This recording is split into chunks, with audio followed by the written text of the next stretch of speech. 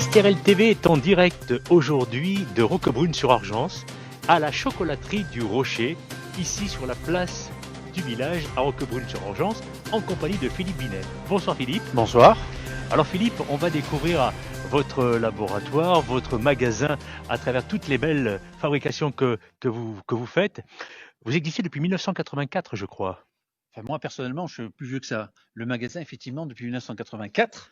Et nous sommes en fait ici depuis 4 ans. Pendant très longtemps, on a été au bout de la place, un petit magasin qui était plus contigu. Et il y a 4 ans, on a eu cette possibilité d'agrandir le magasin et surtout d'avoir cette terrasse couverte qui, en temps normal, nous permet de recevoir des gens qui viennent boire notre fameux chocolat chaud. Votre fameux chocolat chaud. Alors pourquoi vous dites en temps normal ? Ça ne nous aura pas échappé que cette année elle est un petit peu particulière et qu'il y a des interdictions qui planent sur certaines activités, dont j'ai le droit de rester en tant que chocolaterie, mais là c'est un bar, d'accord, c'est l'équivalent d'un bar, donc les bars actuellement ne peuvent plus servir les personnes ni à table, ni sur les canapés. Même si on fait que du chocolat. Même si on fait que du chocolat, parce que ça reste une boisson. Donc Donc pour l'instant cette activité est en sommeil. J'ai congédié la vache. eh bien, on va aller dans le côté plus positif. Allez-y, nous vous suivons. Merci. Philippe, je vois qu'il y a des clients également qui sont attentifs à ce que vous faites. Alors, je crois que votre spécialité, c'est le rocher. Expliquez-nous, c'est ça, hein, je crois. Hein. Voilà, c'est ça. Ça, c'est vraiment emblématique de la chocolaterie depuis 35 ans, date à laquelle la chocolaterie a ouvert. C'est le rocher de Roquebrune. Alors, la première qui est arrivée, la première recette, c'est le orange. Pourquoi orange? Il y a une petite anecdote, c'est que l'été, quand le soleil se couche derrière le rocher de Roquebrune, il devient orange. Et donc, c'est pour ça qu'il s'est appelé le rocher de Roquebrune. Par la suite, après, est arrivé d'autres parfums. Le jaune est au citron, le noir au chocolat noir, le rose à la rose et le mauve à la lavande. Et à l'intérieur, vous avez quelque chose de particulier, parce que c'est pas du chocolat. Les gens pensent que ça va être une ganache, un praliné, quelque chose comme ça. Non, c'est notre nougat, parce qu'en fait, nous sommes nougatiers chocolatiers et on fabrique là aussi nous-mêmes notre nougat à l'ancienne avec du miel de lavande. Ça, c'est important. Donc en clair, ça fond dans la bouche, si je ne me. On ne fait pas travailler les dentistes. Exactement. Il n'y a aucun souci au niveau de quelque chose qui pourrait coller éventuellement aux dents, parce que ça fait très peur aux personnes, d'avoir peur d'avoir un nougat qui soit trop dur et qui cause quelques problèmes sur des bridges éventuels. Donc là, effectivement, la recette traditionnelle du nougat, c'est que de la douceur. De toute façon, on est dans un magasin de douceur. Hein. Le chocolat, c'est Non, mais c'est important, c'est important. D'ailleurs, tous les soirs, quand je regarde un match, je prends toujours un petit chocolat avec moi. Et la nuit va être belle. Après, il faut que je vois la marque, parce que ça dépend. Mais nous sommes là, effectivement, pour absorber toutes vos paroles. Alors, on va passer un petit peu aux assortiments qui suivent. Alors, effectivement, en plus, la période est un petit peu particulière cette année, en dehors de ce qu'on a dit tout à l'heure, c'est qu'on approche de Noël. Il y a 2 périodes qui sont importantes pour le chocolat. Si vous avez Pâques et vous avez Noël. Et Noël, traditionnellement, c'est le moment où on enlève tout ce qui reste du magasin et on amène notre gamme. Donc actuellement, la gamme elle est en train d'être fabriquée, parce qu'on fabrique tout ici. Ça, c'est aussi important par rapport à la chocolaterie, c'est que tout est fabriqué ici sur place. Il n'y a aucun produit de revente. D'accord? Ça, c'est important. Je ne dis pas ça par rapport à d'autres magasins qui ne font que revendre. Je ne me permettrai pas d'être comme ça, perfide et fielleux. Non, je ne me permets pas. Donc, c'est une période où on va commencer à retirer, par exemple, toutes les tablettes vont disparaître et on va amener au fur et à mesure ce qu'on appelle les bonbons de chocolat, les bonbons de Noël. D'accord? Donc, il y a une gamme qui est particulière pour Noël. On fait des essais pendant l'année avec des nouveaux pralinés, de nouvelles ganaches et de nouvelles idées. Et au moment de Noël, elles sont prêtes et on sort une gamme, puisque les gens qui viennent ici, ils viennent surtout pour les fameux bonbons de Noël. C'est vraiment ça qui les intéresse et ils aiment bien être rassurés en trouvant ceux qui connaissent bien. Et puis, ils aiment aussi quand même les nouveautés. Donc, il faut rester dans un équilibre comme en musique. On aime bien la nouveauté, mais on aime bien quand même essayer de rassurer par quelque chose que l'on connaît. C'est notre côté conservateur français, ça, précisément. Oui, c'est le côté Alors, humain. vous me le disiez tout à l'heure en off, malgré tout, cette année n'est pas comme les autres, comme tout le monde l'a noté. En termes de nouveautés, oui, mais on va dire parcimonie. Avec parcimonie, effectivement. Normalement, la gamme, elle est très étendue. On fait plein de choses comme les papillotes. On les fait nous-mêmes, les papillotes. On fait les calendriers de l'Avent, toutes ces choses-là. Volontairement, cette année, je n'ai rien fait. Puisque normalement, au mois de novembre, je fais tous les salons de Noël, tous les week-ends en général. Je suis à droite et à gauche pour faire des marchés de Noël. Pas de marché de Noël. Les calendriers de l'Avent, normalement, on les vend sur novembre. Donc, c'est pas la peine de faire cette année, par exemple, ce genre de produit. Et puis, on est quand même sur une inconnue. C'est-à-dire que Pâques, a été catastrophique pour nous, pour l'ensemble des chocolatiers, tout ce que j'ai pu trouver, même en grande surface, ils ont bradé les chocolats parce qu'ils les ont pas vendus. Donc l'angoisse cette année, c'est se dire pour Noël, qu'est-ce qui va se passer? Est-ce qu'on vend la même quantité? Est-ce que les gens vont venir? Est-ce qu'ils vont se déplacer? Est-ce que les repas de famille vont avoir lieu? Donc on est sur une année qui est vraiment très particulière et pratiquement je vais même pas faire la moitié de ce que je fais habituellement. Par rapport à cette crainte de se dire, si jamais je fabrique, si jamais c'est pas vendu, c'est jeté. C'est jeté. Ah oui, là, tout ce qui est de C'est Noël. extrêmement important, effectivement, de le dire, c'est jeté. Mm. Alors, on poursuit un petit peu, malgré tout, hein, puisqu'on est oui, quand même sur oui. on va avoir le droit au déconfinement progressif d'ici 2-3 jours. Donc, on va pouvoir venir se lâcher à Roquebrune. D'ailleurs, si je ne m'abuse, et vous allez me reprendre si je dis une bêtise, il n'y a pas un salon du chocolat à Roquebrune-sur-Argent dans le courant de l'année, en règle générale? En règle générale, il intervient au mois de février-mars. Il me semblait que c'était à cette Donc période. l'année dernière, ça a été la dernière manifestation autorisée, c'était le salon du chocolat de Roquebrune, et le confinement a démarré dans la semaine. Donc il a réussi à passer. Eh ben, tant mieux pour vous. Alors, quelque chose qui est importante aussi, oui, la gamme diabétique. On a une gamme de chocolat pour les diabétiques. Il y a 5 ou 6 ans, j'ai commencé à faire les tablettes de chocolat. Alors, les gens étaient un peu méfiants parce qu'on a toujours peur que quelque chose qui est destiné à un régime soit pas très bon. Et là, au fur et à mesure qu'on fait goûter ce chocolat, qu'il soit noir ou lait, les gens se sont dit, mais on ne sent absolument pas la différence. Vous avez des chocolats qui sont identiques aux autres au niveau gustatif et qui n'ont aucun sucre à l'intérieur. Ils ont quand même du sucre au niveau du goût, mais ce n'est absolument pas sucré. Donc, indice glycémique de ces produits-là, 0. Et du coup, ça m'a donné l'idée de me dire, est-ce que je pourrais pas faire autre chose que ces simples tablettes? Et j'ai créé donc la pâte à tartiner pour les diabétiques.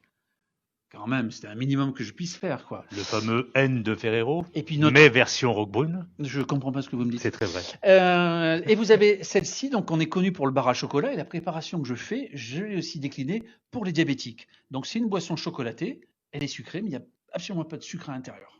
Bien. Alors, mais on sait vivre, nous, monsieur, ici, quoi. Et puis je vois ici des thés également au chocolat. Alors, cette partie-là, c'est un peu la partie, quand on a agrandi le magasin, enfin quand le magasin s'est agrandi en venant ici, du coup, il y avait plein d'espaces de vide. Et puis aussi, nous sommes 4 chocolatiers sur Roquebrune, 4 artisans chocolatiers. Donc ça, c'est un intérêt, c'est que ça motive à se dire, qu'est-ce que je vais pouvoir inventer que les autres n'ont pas? La concurrence, elle est intéressante à ce niveau-là, c'est pas de se dire, oh, l'autre il a fait ci, l'autre il a fait ça. Elle fait évoluer. Donc, je me suis un peu creusé la tête et j'ai créé le vinaigre de chocolat qui sert, comme son nom l'indique, à mettre ça sur des crudités. On s'en sert comme d'un vinaigre balsamique. C'est la même idée. D'accord. J'ai fait aussi le poivre de chocolat. Les gens disent, chocolat, ça, vous mettez ça sur des pâtes. Vous faites la recette des 3 P. Vous faites pâte, parmesan et poivre de la chocolaterie du Rocher. Tout ce qui va bien. Tout ce qui va bien. Donc c'est dans l'idée d'utiliser le chocolat un peu comme le faisaient les Mexicains ou les Aztèques, sans sucre. Il n'y a absolument pas de sucre dedans. C'est la matière sèche et forte qui apporte le goût du chocolat qui est à l'intérieur du poivre. On a aussi donc le thé au chocolat et infusion au chocolat. Là, c'est pas moi qui ai eu l'idée. On m'a offert 2-3 fois des thés au chocolat en me disant, tiens, ouais, c'est sympa. Et je trouvais pas le goût du chocolat. Et je me suis posé la question de me dire, comment on peut faire pour réussir? Et le soir, chez moi, je me disais, comment on peut faire? Et je suis parti de rien. Et j'ai trouvé la façon d'équilibrer pour avoir dans ces recettes à la fois la légèreté du thé et la légèreté du chocolat. Alors que normalement, le chocolat est très fort. Donc, j'ai réussi à équilibrer les 2 recettes. Et pour ceux qui sont un peu plus forts en goût, il y a ça. Il y a la liqueur de chocolat noir et le rhum chocolat. Alors, la liqueur de chocolat, je suis parti avec un alcool de fruits très simple, donc sans goût, et il n'y a que le goût du chocolat noir dedans.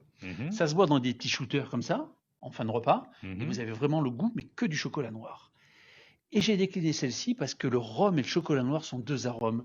Je pense que si le mariage a été inventé pour les produits, c'est ces 2-là qu'il faut marier en priorité.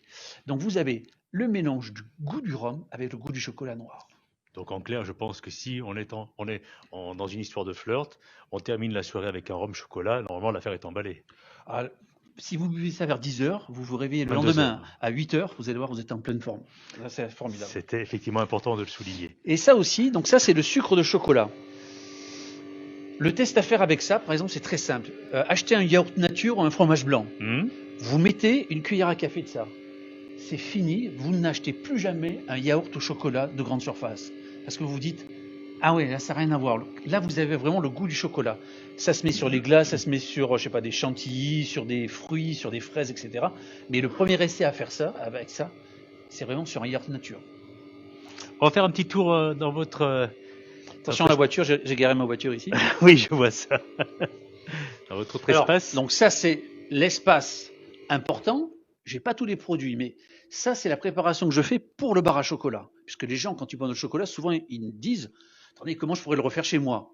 Et moi, bêtement, je me rappelle jamais de la recette. Donc je me suis dit, je vais le mettre dans un paquet, comme ça sera fait, ça sera plus simple. Vous voyez ce que je veux dire, quoi. Évidemment. Donc ça, c'est la version de base. Elle existe pour Noël aussi. C'est la même préparation, seulement un emballage différent. On a vu tout à l'heure qu'elle existait pour les diabétiques. Et normalement, mais là je l'ai plus parce que je commence à enlever les produits, je l'ai aussi version pour les sportifs. Je me suis dit, quand on vend des protéines aromatisées, par exemple au chocolat, ce sont que des arômes, il n'y a pas de chocolat dedans. Et je me suis dit, je vais garder mon idée de recette et je vais rajouter de la protéine dedans. Donc, comme on a beaucoup de sportifs qui viennent ici assez régulièrement s'entraîner au vélo, on a en été une bonne clientèle qui se dit, ah tiens, protéines au chocolat. Voilà, c'est des associations d'idées qui font que ça me permet d'inventer certains produits comme ça. J'espère que n'auront pas les autres. Absolument. Là, nous avons tous les confits avec les orangettes, les gingembrettes, les bûchettes de framboise, les bûchettes de piment. Donc, c'est ce qu'on a fait cet après-midi en plus, parce qu'on en vend pas mal pour Noël, normalement. Et donc, ça nous permet aussi d'avoir ce genre de produits. Là, on a le rayon un peu plus pour les enfants. La première chose que j'ai fait en arrivant, c'était les pâtes à tartiner, parce que quand on regarde ce qui se vend dans une grande surface, il faut toujours les regarder parce que ce sont les plus malins, c'est eux qui réfléchissent le plus. Je me suis dit, bon, ça n'existait pas. J'ai fait 3 pâtes à tartiner, caramel beurre salé, au lait et chocolat noir. Donc, quand l'été, on a beaucoup de gamins, je leur fais goûter aussi. Ça, ils aiment bien. En général, les personnes qui me mordent, c'est assez impressionnant. Et je me suis dit, je vais quand même pousser la chose suivante, c'est qu'on critique souvent une pâte à tartiner qui commence par la lettre N et qui finit par Nutella, je ne me rappelle plus le nom, en disant qu'il y a beaucoup de sucre et de matière grasse dedans, mais le record du monde au niveau des cochonneries, ce sont les céréales. La plus belle cochonnerie qui existe actuellement, ce sont les céréales. Du matin, en disant, vous savez, vous allez prendre de l'énergie. Grosso modo, en général, c'est 80% de sucre qu'ils mettent à l'intérieur. Ce sont des bombes à retardement au niveau. Et je me suis dit, plutôt que de critiquer, je vais essayer de faire moi aussi mes propres céréales. Alors bien sûr, c'est pas de la céréale soufflée, c'est un vrai biscuit qui est à l'intérieur, c'est enrobé de pâte de noisettes et de chocolat. Et ça, c'est le genre de produit, quand j'ai les gamins, je leur fais goûter. Et je leur explique pourquoi c'est différent. C'est facile de le fabriquer, c'est facile de faire rien, mais à un moment, il faut aussi réussir à communiquer avec les personnes en expliquant quelle est cette différence qui existe entre les produits industriels, qui représentent pour le chocolat 90% de la production, et ce que nous faisons en tant qu'artisans chocolatiers. On est 3000 à peu près en France, et s'il y a des différences, à un moment, il faut les expliquer, ces différences, parce que ça ne se voit pas. Un paquet de céréales, il ressemble à l'autre paquet de céréales, vous allez trouver les Chocapix ou les autres marques. Donc à un moment, il faut que le dialogue soit là aussi pour dire, je vais vous expliquer les choses. Alors, puisque vous parlez de dialogue, on poursuit un petit peu devant votre vitrine, là. Je crois que vous recevez des groupes également, hein, que ce soit voilà, un petit peu en tout genre. En tout genre. Pour faire un petit peu le tour du labo, la fabrication. Mais les Français, hein, parce qu'en anglais, Donc, effectivement, je suis sûr que vous pouvez bien vous débrouiller. J'ai développé, depuis que je suis là, l'accueil de groupe. Alors, l'accueil de groupe, il y a beaucoup de gens qui voulaient voir une chocolaterie, mais je n'avais pas envie de parler non plus trop technique avec les personnes là, parce que ça intéresse personne, et de dire que le chocolat, on le chauffe à telle température qu'il va redescendre, ça intéresse personne. Par contre, de vulgariser justement ce que j'expliquais là à l'instant sur le fait de dire, voilà, je vous fais goûter quelque chose, mais avant de vous le faire goûter, je vais vous expliquer pourquoi c'est différent. Pourquoi le nougat est différent? Voilà comment on fait d'autres nougats. Donc, effectivement, il y a le côté ludique en fonction des dégustations, mais mon rôle aussi, il est de façon sympathique, de façon bienveillante et accueillante, d'expliquer à ces groupes-là que voilà, je vais vous faire goûter ce qu'on fait, mais je vais vous expliquer un petit peu les choses et ce qu'on peut trouver ailleurs pour que vous puissiez faire après la différence. Comment reconnaître un chocolat quand il est bon, quand il est industriel? C'est hyper simple, mais si on l'explique une fois, les gens le retiennent bien. Donc voilà, effectivement, j'accueille beaucoup de bus, de groupes, sur des années normales, parce que là, ils n'ont pas le droit de rouler. Ils peuvent se garer là sur le parking, les bus? Ils arrivent en hélicoptère directement. Ils sont là et les gens me les lancent de l'hélicoptère. Espérons que là aussi, peut-être, pour vous aider davantage, sans parler de l'économie de 2020, qu'on puisse avoir un vrai parking à Roquebrune. Ça manque terriblement. En tout cas, c'est mon point de vue. D'accord. Mais ils viennent jusque-là, ils vont au musée du chocolat, ils vont à la maison du terroir, il y a un petit circuit gustatif qui existe ici. Effectivement, après, ils viennent de la chocolaterie, mais je dois recevoir chaque année plus d'une centaine de groupes qui viennent, donc c'est quand même une partie importante et qui me fait défaut, là aussi, cette année, puisque là, ils n'ont pas le droit de se déplacer. Alors, nous sommes à l'avant-veille de ce déconfinement progressif. Philippe.